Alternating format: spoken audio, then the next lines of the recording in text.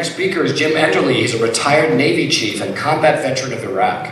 He's now a DJ at WCNI Radio and is writing his war memoir entitled Fight, Flight, or Freeze, a Love Story. His topic today is on veteran suicide. Jim Enderle.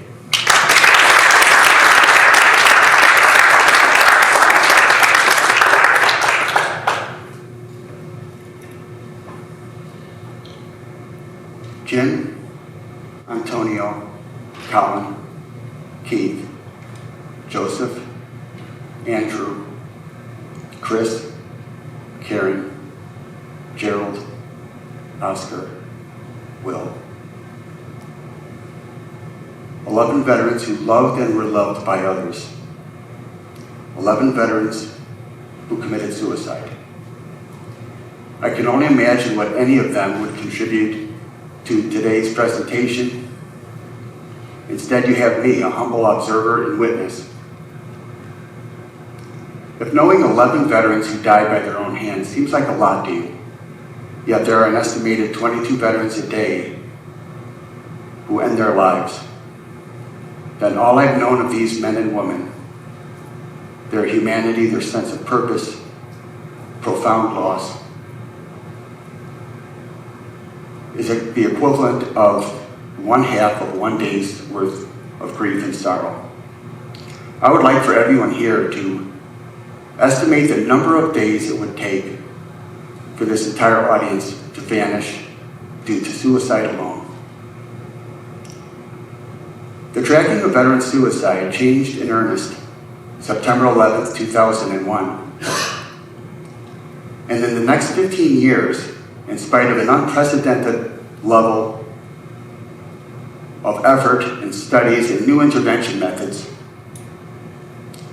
the numbers continue to rise across the board in both military and civilian communities. Elderly veterans, those with histories of incarceration, substance abuse, mental health issues, recent loss, those belonging to units affected by suicide contagion, in which members of a close-knit group become more vulnerable with suicide in their midst. When you hear 22 veterans a day, it doesn't include the rise in military spousal suicide. In the civilian world, the numbers are substantial enough that we now track suicides in children between the ages of 10 and 14 years old. Factor in family, friends, and communities, and we've reached epidemic proportions. How can this be? And for those of us who aren't therapists or counselors, what can we do that the professionals cannot? My involvement in veteran suicide intervention has personal roots. In August of 2014, I missed a call from my best friend Jim, the first of the names I listed. When I got the message at almost midnight, even though he asked me to call him as soon as I got the message, I opted to wait until the next day because friends like Jim and I, we always seem to have time. But this time I was wrong. And I was left to wonder what lessons and opportunities I had missed. I listened to Jim's voicemail like a lash of penance. Thought of the conversations we had throughout our military career, and read his emails over and over again looking for clues. Saddest is that within Jim's messages were the very factors of resilience which could have saved his life.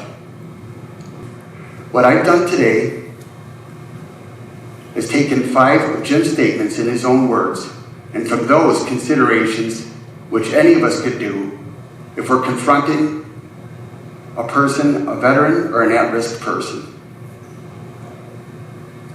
If this seems daunting to you, I'd like you to consider the words of Martin Luther King when he said, "When we can't do great things, we can still do small things in great ways." Here's Jim's first statement. "I feel like an anachronism in my own world. People keep asking me to tell war stories with happy endings, and I have none. Jim and I spoke of this very dilemma during a deployment. And the dilemma was answered with this question: what would you do if you encountered a moment in your life where all you thought, believed, and invested in yourself seemed to be proven untrue? Just the word anachronism, it's the language and words of the isolated. Any of us here have had this thought process at one point or another. No one understands what I'm going through right now. No one understands the pain I feel. My challenge to you is to identify one person a day with whom you normally would never interact and acknowledge that person. See the invisible person. You have no idea what good you can set in motion when you do. Jim's second statement: when people approach another person with their problems, what they're looking for, the only thing they're looking for, is the possibility they won't have to carry their burden alone. Consider this: if you're approached by a troubled individual, it's very likely you've been carefully chosen. Very often people ask for help once before losing confidence, or not at all. The person standing before you is someone who has overcome the resistance to ask for help. This is the time to get this person to the professionals. Invest a little bit in your local agencies. They're in the best position to assess an individual and then also to access the local services they would need. I live in Connecticut, and I've discovered a nonprofit that was initiated by a Gold Star mother and her son's name, called Willpower for Veteran, with Will being the last of the names I listed. Jim's third statement was actually an essay he wrote around this Susan Wiggs quote: "She knew the soothing power of human touch on aching flesh, knew the strange bond formed between two creatures in mutual need, one hurting, the other healing. Please don't discount the dispirited perceptions of the lonely, the abandoned, the isolated. Human beings are social beings, and if you would ask an incarcerated person, he would likely tell you that solitary confinement is as bad or worse than a death sentence. Acknowledgement of others doesn't have to be a lot of words if you aren't verbose. It can be as simple as a nod, a smile, looking at a person and saying, 'I see a person.'" Jim's fourth statement: "I'm carrying my demons like a mythological Alice." He discussed once that he was stuck between two core beliefs of his. One of them, the teachings of his mother, the great influence of his life, and that which he was required to do in the service of his country. One time when I was troubled, I approached Jim with the very same dilemma. And here's a scenario he told me. From this, you'll be able to tell that he kidded me a lot. Ironically, I was the one between the two of us who took things too seriously. He said I would be asked to lift a car engine off car blocks. And he said I would do everything right. I'd bend at the knees, lift with the legs, keep my back straight. I wouldn't even be able to move that 750-pound chunk of metal an inch. Then in his scenario, the people in the neighborhood see what's going on and they gather around the car, and they're divided into three groups. The ones who are pointing at me and laughing. The second group is taking pictures to post on social media.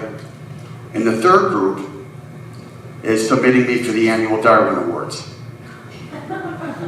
But from this group, one person steps forward and says, "Have you ever considered a pulley system?" Within 15 minutes, there's a pulley system rigged. And suddenly I'm taking with one hand and I'm lifting the car engine off the blocks, moving the same piece that I couldn't move an inch just 15 minutes earlier. The moral of Jim's story was that at that time was that I needed counseling. Because a good therapist is the equivalent, it's a psychological equivalent of a mechanical advantage. Jim's fifth statement is that our greatest strengths also reflect our flaws and our weaknesses. We just spoke of Atlas, whose punishment was to hold the sky up for the rest of eternity. His punishment had been determined by his incredible physical prowess and stamina. But what did that do for Atlas besides guarantee that he suffered longer? I'm only guessing at this now. But in this void Jim described, between his two core beliefs, I believe that everything had turned completely upside down. He began to express an interest in a concept that's been known throughout history and across every culture. And it was a concept of honorable suicide. Addition by subtraction is what he called it.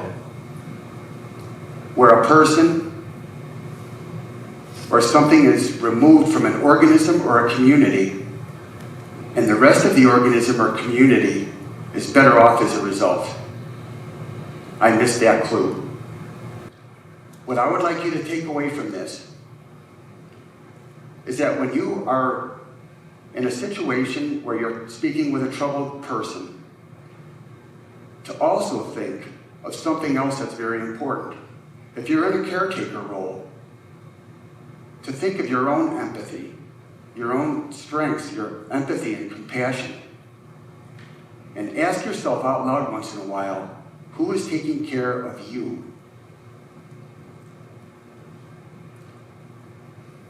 When it comes down to it, all you can do is to do what you can when you can. In the meantime, have faith.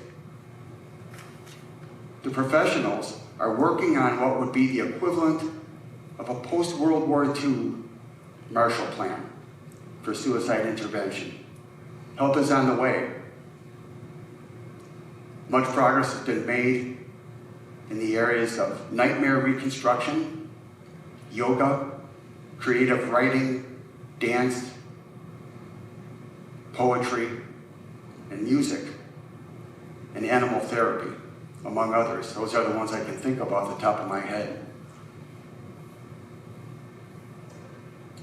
I would like to close with one more quote, this one from Archimedes, when he said, "Give me a firm place to stand, a well-placed fulcrum, and a long enough lever, and I can move the earth." Resolving veteran suicide, it can be done. Jim, Antonio, Colin, Keith, Joseph, Andrew, Chris, Karen, Gerald, Oscar, Will. Thank you.